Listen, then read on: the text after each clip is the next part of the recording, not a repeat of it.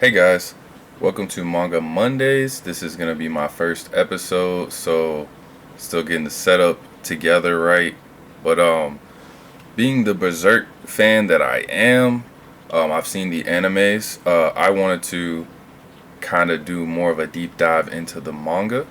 So if you're interested in joining the conversation every week on Mondays, get subscribed, and we will be going over one volume every single week.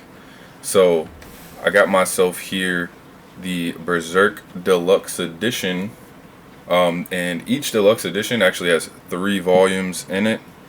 Today we're going over Volume 1. So I'll start with like a brief summary of the chapters here, and then we'll take it from there. So Chapter 1 is called The Black Swordsman, and it introduces us to two of our main characters here. We have Guts, who is a tall, jacked dude with short black spiky hair. He has scars all over his body. He's missing his arm, and he has like a mechanical arm that he can like attach different weapons to. He looks kind of like a final boss in Final Fantasy. And then the other character it introduces us to is called Puck, and Puck is an elf, which in Berserk, when they refer to an elf, it's kind of what we would call a fairy. Anyways, he goes to this bar and gets in this like fight with all these bandits who pretty much work for this guy that he's searching for. We find out that Guts is hunting down the apostles to see who can lead him to the God Hand, which is a collection of like 5 very powerful demons. And pretty much he gets captured. Puck ends up saving him and healing him and seeing his brand of sacrifice on his neck. We kind of get the feeling that Guts is out for his own self-interest. He tells Puck that he was not saving him and he doesn't want his help and he doesn't like weaklings, this and that. And he ends up killing this apostle, and when he asks about the God Hand, the apostle claims that he doesn't know. So then yeah, he pretty much like gives him like a gruesome death and shoots like multiple seemingly endless crossbow bolts into him, and then he continues his journey. So that brings us into Chapter 2, The Brand, where he's stopped by a carriage that is driven by a priest and his daughter, and he tries to warn them that it's dangerous to be around him, and they say they got God on their side, don't worry about it. So he's like, oh well, what do I care about these people anyways? He gets on the carriage.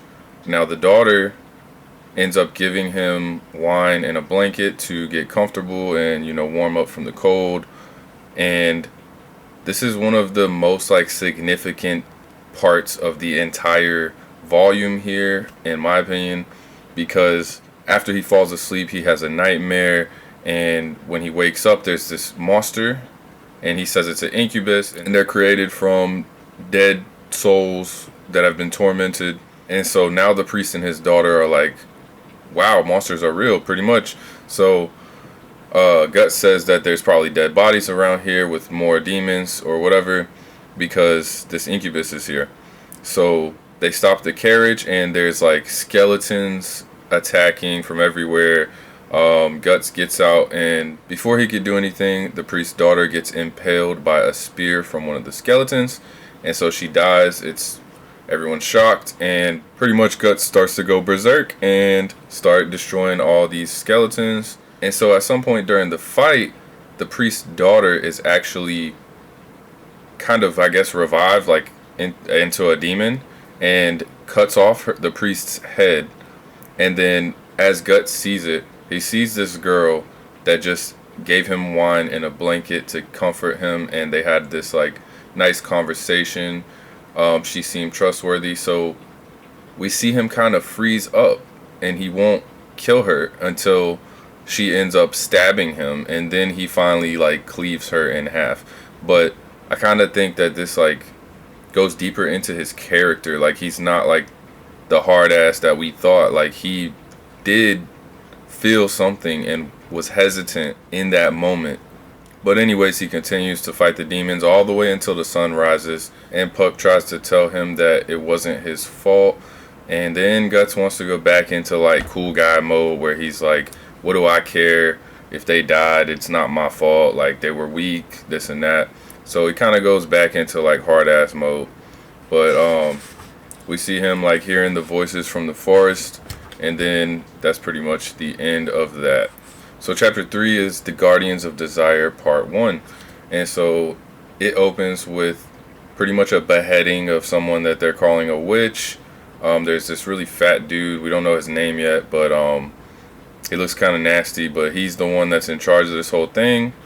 And so apparently for a while now they have been beheading people that, you know, kind of like a Salem witch trials type deal. And so they kill this lady, and Guts is actually here. So Guts actually picks up the beheaded lady's head and draws the mark of sacrifice like on her forehead and throws it at the big dude that's like running the show. And so he notices that the black swordsman is here, right? So now as the guards try to capture him, he starts to fight them and whatnot. And then in the middle of all this, a smoke bomb goes off, and someone like urges Guts to come with them through this like little crawl space. And so Guts follows him, which means that Puck's following them too. And so they go into this like cellar with this like decrepit old man.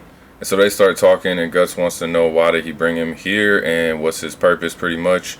And so he takes his hood off, and we can see all these like deformities on his face, and he lets us know that the demon of the town or whatever has like tortured him and eaten parts of his face, like his nose, his ears, his skin. They've peeled it off and eaten it. And so he wanted to save Guts so that he could get revenge. So towards the end of this chapter, he brings him into this room to show him this item that he wants him to see. And once they look in there, Guts recognizes it and calls it a behelit, which if you've seen the anime, you probably know what that is. But it looks like an egg, and it's like got deformed parts of faces on it. And so that's where it ends the chapter off. I mean, I think that's a pretty good cliffhanger, because now we want to know what significance does this have to the story and what's going to happen with it. Now, in my opinion, I think that this volume was a perfect introduction to the series and really did set the tone. Like we get this dark atmosphere, kind of like a dystopian world where everything is kind of like sad. Like you just get this overwhelming sadness in the world where everybody's struggling, and like there's just a bunch of like peasants and stuff that are just like seemingly not having a good time here. And then other than that, it seems like everyone else is kind of bad guys. And there's just like a lot of brutal, violent scenes of like people being cleaved in half, like deformities, like this total darkness just looming over everything. Now, character-wise, the only characters we really get like a good connection with is Guts and Puck. And so Guts, we kind of get the edgy vibe, like he's filled with this darkness and rage, and he just wants to like kill everything in his path to reach his goal, right? That's why it's so important. The one scene where the priest's daughter attacks him and he hesitates to kill her, and he ends up getting stabbed, which probably would not have happened if he like had no humanity left inside of himself. So I do think that's notable, and I think that we'll be able to figure out more of what he's hiding inside of himself in future chapters.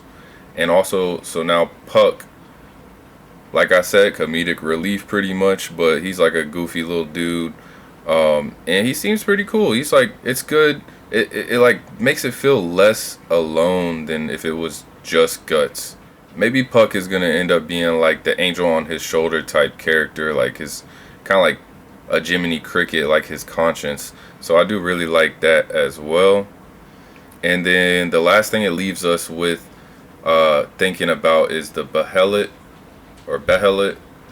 and the God Hand. So those are kind of things that it makes you kind of interested in. What is this God Hand like? What does this behelit do? Like, it's this deformed looking egg, and it's creepy, man, and it makes you just want to see what happens. So anyways, there's also a strong theme here of religion and like corruption, or like good versus evil, with the apostle that he's chasing down, or the apostles.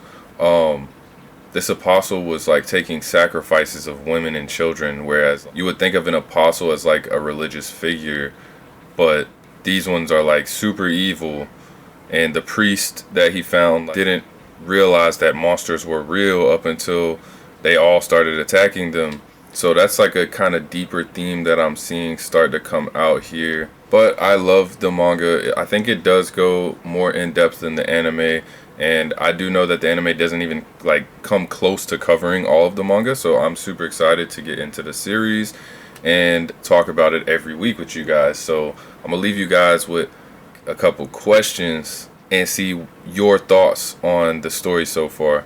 So are we thinking that Guts is just like a vicious, heartless monster that just wants to kill everything? Or are we getting that sense of he is like a broken soul that on the inside, like he's hiding his true feelings and he just covers it up? Anyways, I'm loving it. I think the artwork is great. I think the story is well written, and I can't wait for volume 2.